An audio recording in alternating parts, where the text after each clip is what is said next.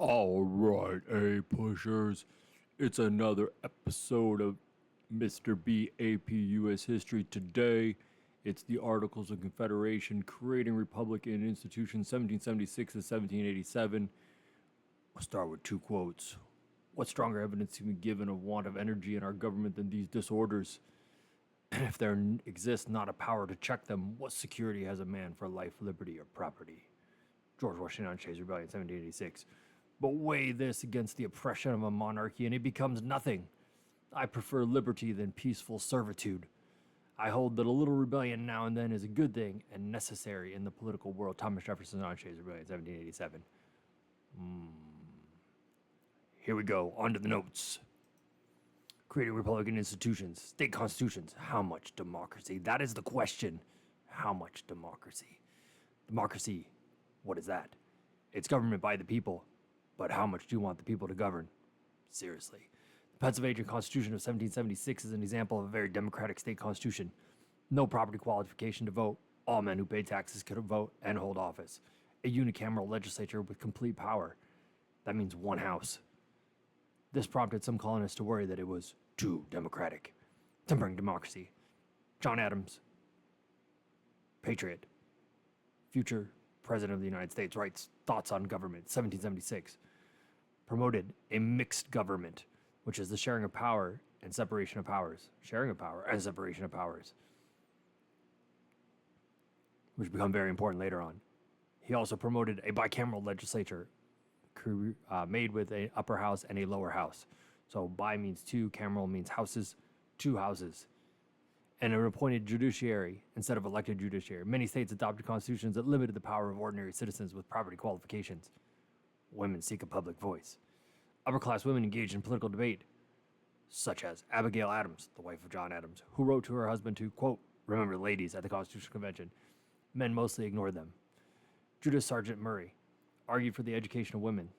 The Republican belief in an educated citizenry helped pave the way for women to get educated, which will be the topic of future discussions. Onwards. The war's losers.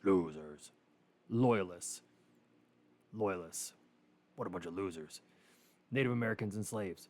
Loyalists lost all their stuff and their power to the Patriots. Native Americans lost all their friends, or European allies, the French and the British, although the British would continue to trade with the natives via Canada and still be friendly towards them. Southerners who viewed slaves as property fought the American Revolution in part to make sure that they got to keep their slaves and were intent on keeping slavery. So no revolution against slavery. The Articles of Confederation, written in 1777 and ratified in 1781, it was the government of the United States, the first government of the United States until 1789, when the U.S. Constitution was ratified. It created a loose union of independent states. Each state got one vote. Important laws needed 9 out of 13 majority vote. Changes required a unanimous vote of 13 of 13 colonies, making it very difficult and cumbersome to change the Articles of Confederation.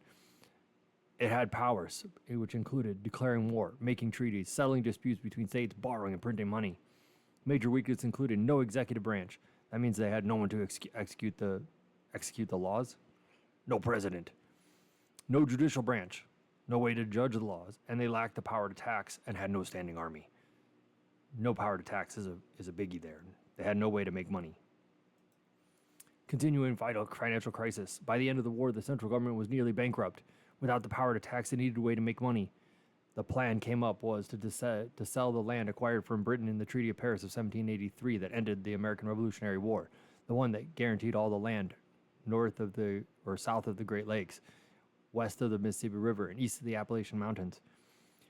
Two very important laws were passed under the Articles of Confederation: the Land Ordinance of 1785, which surveyed and sold the land west of the Appalachian Mountains. This led to orderly settlement of the new territory.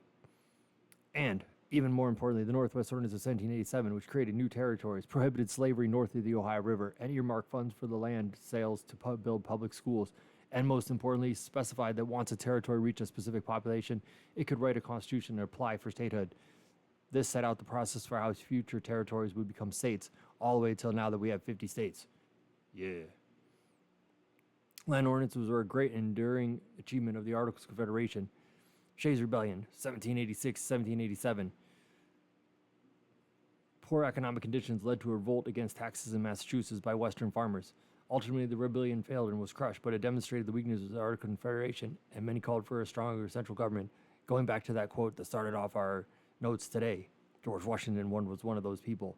Not everyone agreed that they needed a stronger central government, which would lead to debate and conflict. Next time on Mr. BAP U.S. History, the U.S. Constitution. Let's go, A pushers. Don't give up now.